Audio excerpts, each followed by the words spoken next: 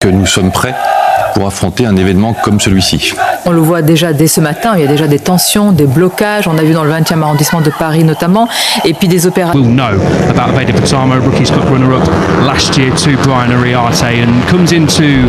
Mendadak gemparkan Prancis, Kepala Polisi Paris Louis Laugier membuat pernyataan mengejutkan di media Prancis jelang GP sirkuit Le Mans, mengaku kewalahan dengan membludaknya ribuan warga asli Prancis yang mendukung Veda Ega Pratama. Sampai dibuat keteteran begini, tapi anehnya pernyataan sangat janggal dan aneh Hakim Danis yang bikin warga Indonesia kesal bukan main. Wah, benarkah demikian? Yuk simak video ini sampai selesai. Kalau kamu ngaku fans Persib Bandung, wajib banget untuk subscribe channel ini ya, agar gak ketinggalan info terbaru. Terima kasih. Dikutip langsung dari situs web Fiksi Garuda, tepat hari ini, Kepala Kepolisian Paris, Louis Laugier, membuat pengakuan mengejutkan kepada media Prancis tentang kehebohan yang terjadi di sirkuit Bugatti Le Mans hari ini. Menurut Laugier, dirinya dan jajaran kepolisian kota kewalahan menghadapi gelombang antusiasme publik Prancis dan juga internasional yang datang untuk menyaksikan aksi pembalap muda asal Indonesia, Veda Ega Pratama, dalam balapan Moto3 MotoGP Prancis 2026. Dalam pernyataan eksklusifnya, Laugier mengungkapkan bahwa jumlah penggemar yang hadir bahkan jauh melampaui perkiraan awal pihak kepolisian. Kami memang mempersiapkan pengamanan untuk MotoGP, tapi tidak ada skenario yang bisa memprediksi ribuan warga yang tiba-tiba membanjiri area sirkuit hanya untuk menyaksikan seorang pembalap Indonesia, ungkapnya. Kepala polisi ini menambahkan bahwa kerumunan yang datang tidak hanya besar, tetapi juga sangat antusias, sehingga menjaga keamanan dan kelancaran acara menjadi tantangan tersendiri. Laugier menyebutkan bahwa pengalaman tersebut seolah menyaingi event-event olahraga terbesar dunia. Kehebohan yang tercipta bahkan mengalahkan perayaan Piala Dunia. Orang-orang dari berbagai wilayah Perancis datang. Ada pula penggemar internasional. Semua ingin melihat langsung Veda Ega Pratama beraksi di lintasan, ujar Laugier dengan nada bercampur kagum dan sedikit lelah. Fenomena ini sendiri tidak lepas dari performa impresif Veda Ega Pratama pada seri sebelumnya di Jerez. Pembalap muda asal Gunung Kidul Indonesia itu tampil memukau meski memulai balapan dari posisi ke-17 dan berhasil menyalip 11 pembalap lain sebelum finish di urutan ke-6. Penampilan ini membuat publik Indonesia maupun penggemar MotoGP Eropa menaruh harapan besar kepadanya di Le Mans. Media Eropa, termasuk Speedweek, bahkan menyoroti kemampuan Veda yang luar biasa untuk bersaing di barisan depan, menandakan bahwa pembalap rookie ini bukan sekedar pelengkap, tapi ancaman nyata bagi pembalap senior. Kedatangan Veda ke Le Mans membawa antusiasme luar biasa. Kepala Kepolisian Paris menceritakan pihak kepolisian harus menyiapkan jalur khusus dan pengaturan lalu lintas tambahan untuk mengantisipasi lonjakan pengunjung. Kami menambah personil, menyiapkan barikade, bahkan mengkoordinasikan patroli ekstra di sekitar sirkuit. Tapi tetap saja kerumunan ini di luar ekspektasi, kata Laugier. Ia menambahkan, meskipun sempat kewalahan, tidak ada insiden besar yang terjadi berkat kerjasama yang baik antara pihak kepolisian dan penyelenggara MotoGP.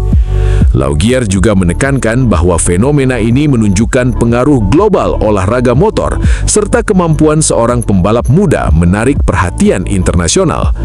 Ini bukan hanya tentang balapan, ini tentang bagaimana seorang individu bisa memicu kegembiraan besar di antara penggemar yang bahkan jauh dari negaranya.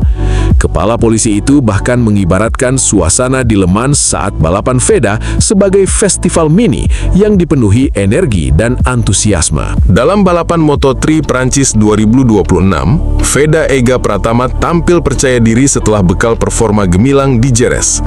Meski Le Mans bukan trek asing baginya, pembalap berusia belasan tahun itu pernah mengikuti ajang Red Bull MotoGP Rookies Cup di sirkuit yang sama 2 tahun lalu. Tantangan tetap berat. Pengalaman tersebut membantunya membaca kondisi lintasan, menjaga ritme, dan berani menyalip rival. Modal penting untuk menghadapi persaingan ketat Moto3.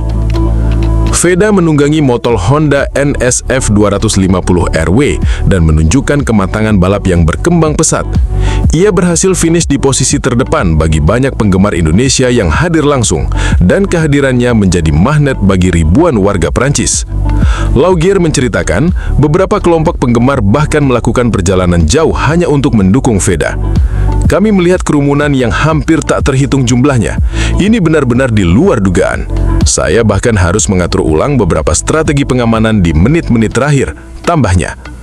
Lebih lanjut, Laugier mengungkapkan bahwa pihak kepolisian terpaksa menahan sebagian warga agar tidak terlalu dekat dengan area pit dan lintasan demi keselamatan semua pihak. Meskipun demikian, ia mengaku bangga karena tidak ada kejadian besar yang mengganggu jalannya balapan. Kami berhasil menjaga keseimbangan antara keamanan dan pengalaman penggemar. Tapi jujur, ini menjadi salah satu pengalaman paling menantang dalam karier saya sebagai kepala kepolisian, ujarnya sambil tersenyum. Fenomena Veda Ega Pratama di Le Mans ini juga menjadi pelajaran bagi kepolisian Paris. Laugier menyebut bahwa ke depan, pihaknya akan mempersiapkan skenario pengamanan yang lebih fleksibel untuk menghadapi situasi serupa. Kami belajar bahwa seorang pembalap muda bisa menciptakan efek yang luar biasa bagi masyarakat. Ini mengubah cara kami memandang pengamanan event olahraga internasional, tegasnya. Kepala Polisi Paris menutup pernyataannya dengan nada ringan namun penuh kekaguman. Saya selalu mendukung olahraga dan keamanan publik, tapi kali ini Veda benar-benar membuat kami semua terpesona. Siapa tangka seorang pembalap muda dari Indonesia bisa membuat ribuan orang berkumpul di Le Mans dan membuat kota kami heboh seperti Piala Dunia.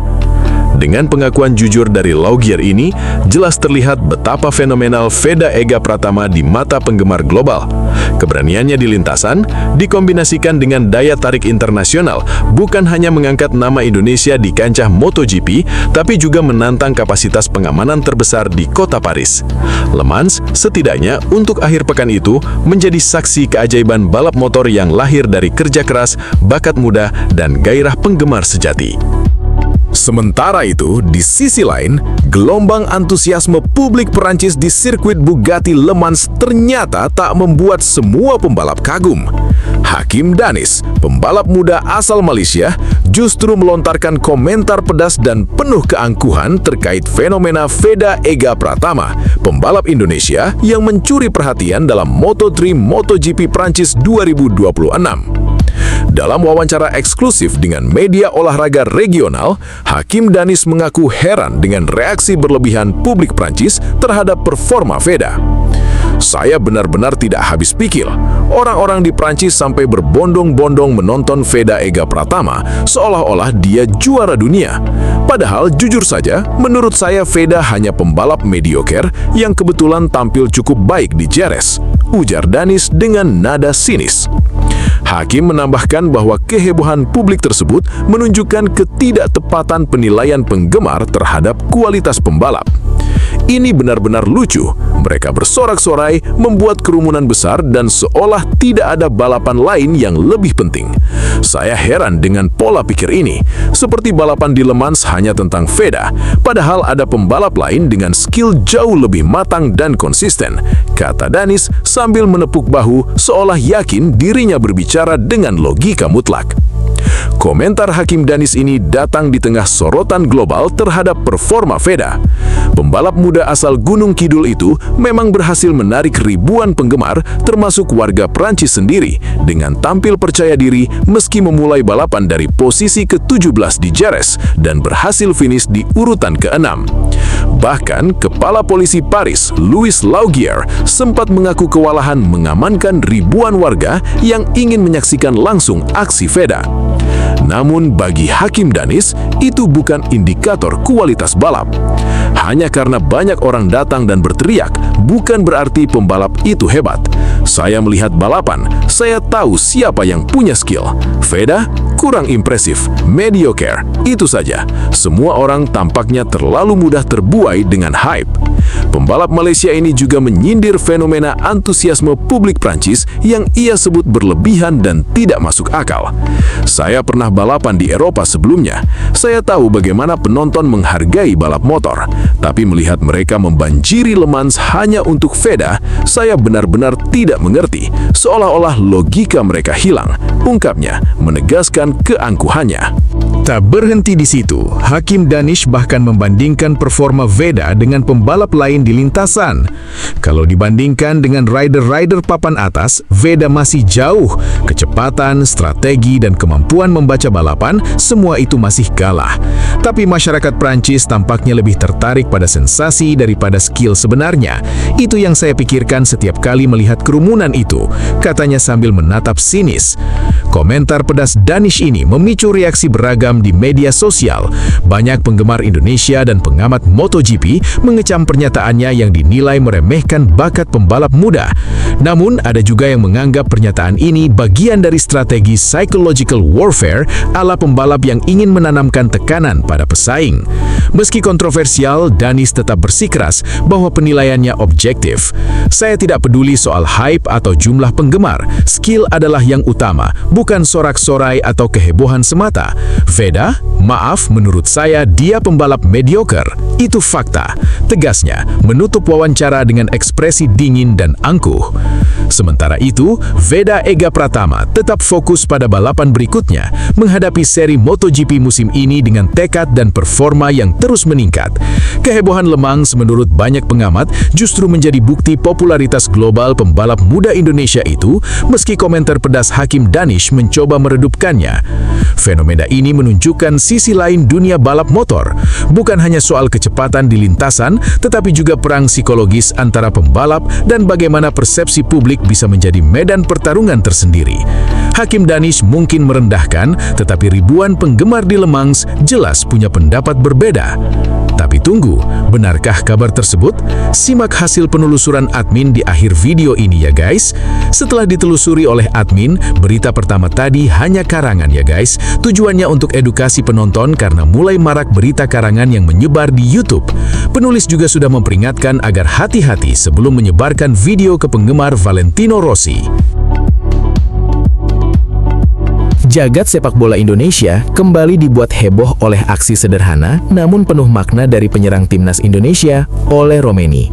Tanpa banyak kata, sang pemain tiba-tiba menghapus nama klubnya, Oxford United, dari bio Instagram pribadinya. Meski terlihat sepele, tindakan itu langsung memicu gelombang spekulasi besar di kalangan supporter, terutama Bobotoh yang sejak lama memimpikan sang striker berseragam Persib Bandung. Media sosial pun mendadak ramai. Banyak fans mulai menghubungkan perubahan bio tersebut dengan rumor lama yang sempat beredar beberapa waktu terakhir. Ole Romeni disebut-sebut berpeluang merapat ke Persib. Harapan itu kembali hidup, seolah api kecil yang sempat redup kini menyala semakin besar. Bagi para pendukung Persib, kabar ini menghadirkan campuran rasa bahagia, penasaran, sekaligus deg-degan.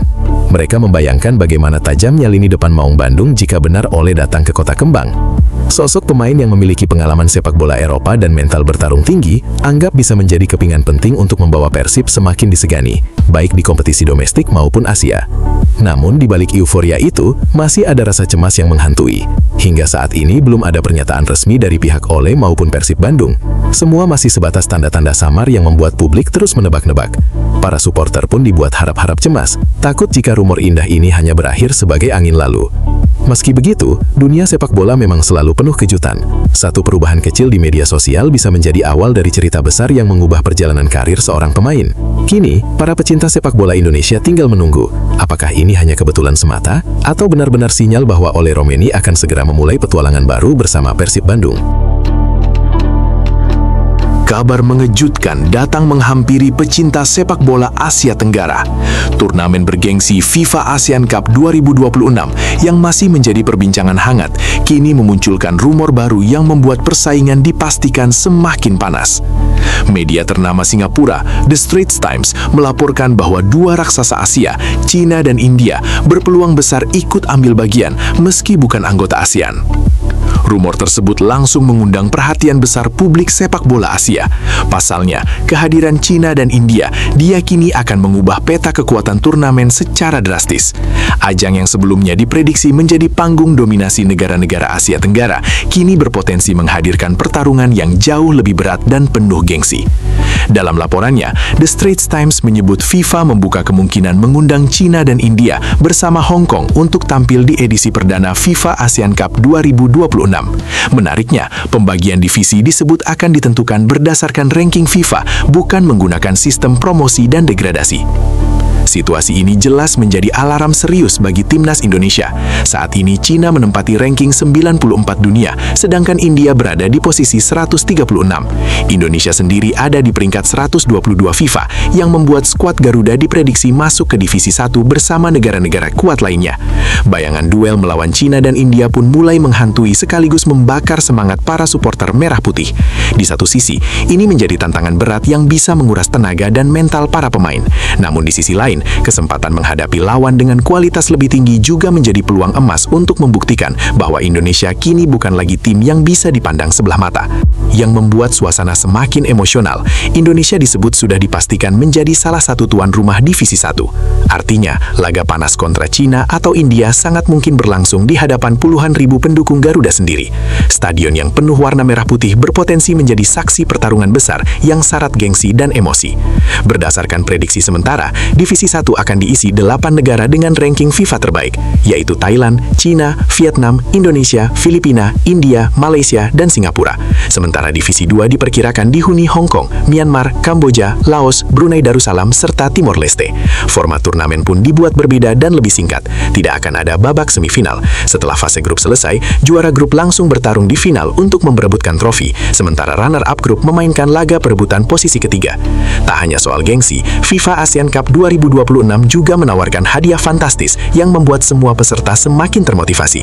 Setiap tim peserta disebut langsung mendapat uang partisipasi miliaran rupiah hanya dengan tampil di turnamen ini. Sementara sang juara divisi 1 berhak membawa pulang hadiah utama mencapai 17,3 miliar rupiah. Bagi timnas Indonesia, ini bukan sekedar turnamen biasa. Ini adalah kesempatan besar untuk menunjukkan perkembangan sepak bola nasional di panggung internasional. Namun jalan menuju kejayaan jelas tidak mudah. Kehadiran China dan India bisa menjadi batu ujian yang menentukan seberapa kuat mental dan kualitas Garuda saat menghadapi tekanan besar. Kini publik sepak bola Asia Tenggara tinggal menunggu keputusan resmi FIFA. Apakah China dan India benar-benar akan bergabung? Jika itu terjadi, maka FIFA ASEAN Cup 2026 dipastikan bukan hanya sekedar turnamen regional, melainkan medan perang baru yang akan menyita perhatian pecinta sepak bola Asia. Kemenangan dramatis Timnas U17 Indonesia atas Timnas U17 Cina di Piala Asia U17 2026 ternyata bukan hanya mengguncang lapangan hijau, tetapi juga mengguncang hati para penggemar sepak bola negeri tirai bambu. Bermain di King Abdullah Sport City Selasa 5/5/2026, Garuda Muda sukses mencuri kemenangan tipis 1-0 lewat gol telat Keanu Sanjaya pada menit ke-88. Gol itu lahir dari serangan balik cepat yang membuat seluruh pemain dan supporter Indonesia bersorak penuh haru dan kebanggaan. Kemenangan tersebut terasa begitu emosional karena Indonesia sebenarnya terus berada di bawah tekanan sepanjang pertandingan. Cina tampil dominan dengan penguasaan bola mencapai 61% dan melepaskan 19 tembakan. Sementara Indonesia hanya memiliki sedikit peluang. Namun sepak bola sekali lagi membuktikan bahwa kerja keras, disiplin, dan mental pantang menyerah mampu mengalahkan statistik. Bagi Indonesia, kemenangan ini menjadi bukti bahwa perkembangan sepak bola usia muda mulai menunjukkan hasil nyata.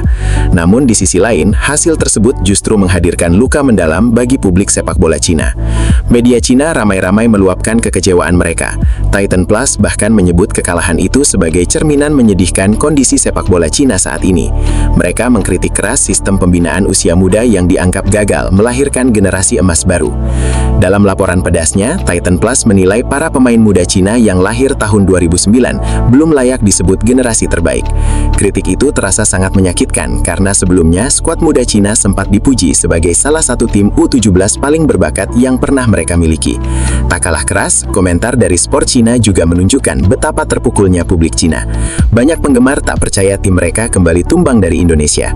Bahkan ada yang menyebut kekalahan dari Indonesia kini mulai menjadi hal biasa, sesuatu yang dulu sulit dibayangkan oleh publik sepak bola bola Cina.